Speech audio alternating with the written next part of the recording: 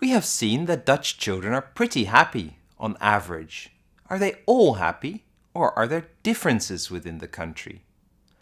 I have a hypothesis. I think that the place of residence plays an important role, and that actually children living in the countryside are happier. They play more outside, have more freedom, get more sunlight, even with the rainy Dutch weather. So the question is, how could I test this hypothesis? To investigate hypotheses or theories, scientists often use hypothesis testing. In this lecture, we will discuss the fundamentals of this procedure. First, we will discuss what the null hypothesis and the alternative hypothesis are. Second, we will learn how to decide whether to reject the null hypothesis using data from a sample.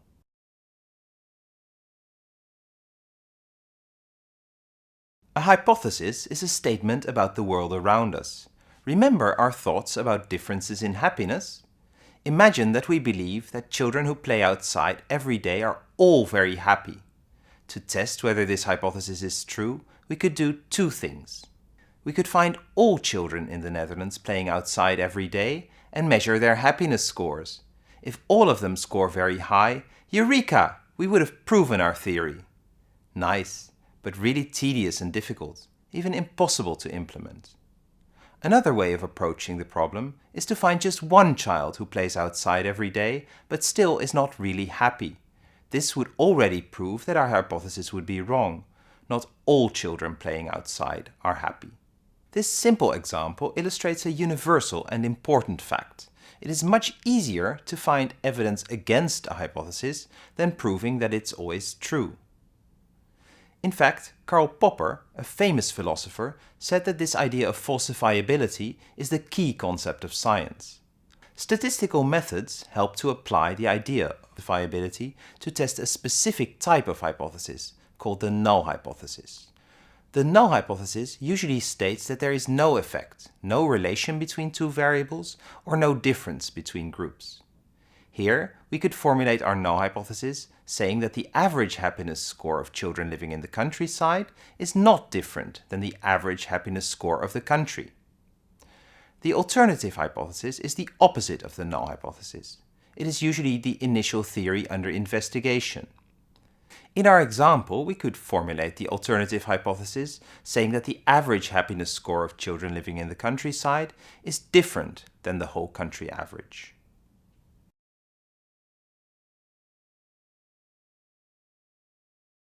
So how does hypothesis testing work?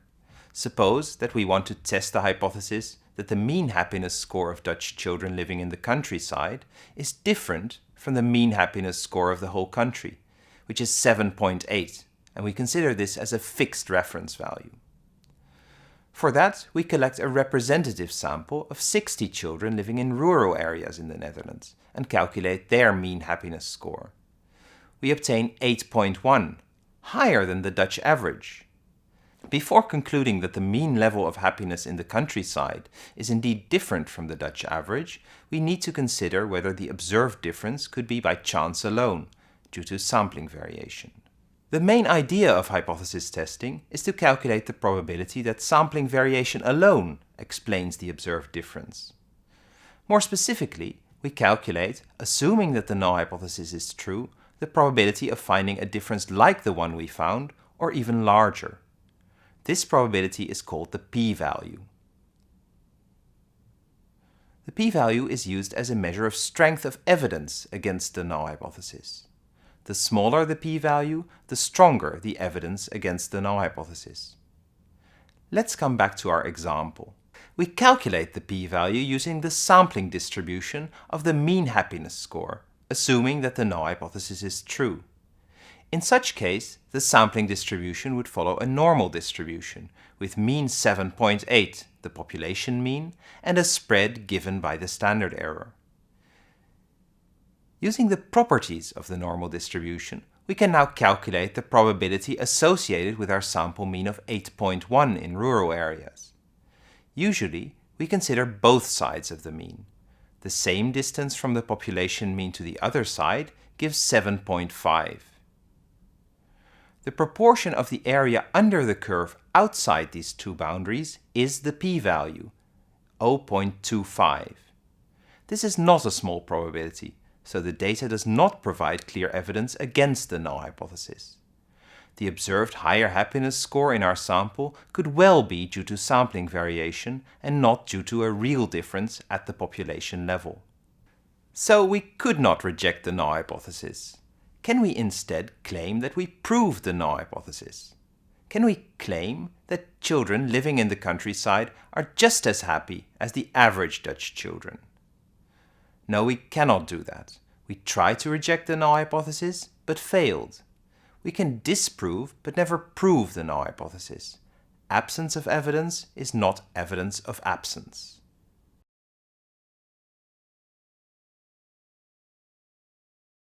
It is common practice to interpret the result of a test using a predetermined threshold.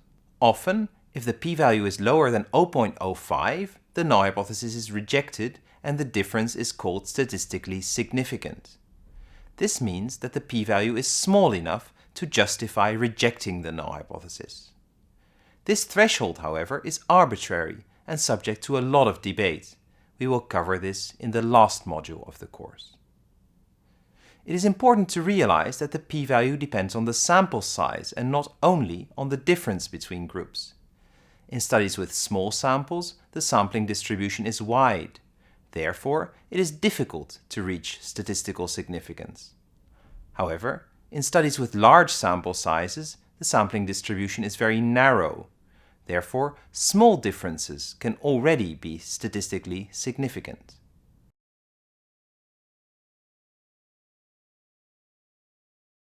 In this lecture, we have learned some key aspects of hypothesis testing. We have introduced the null and the alternative.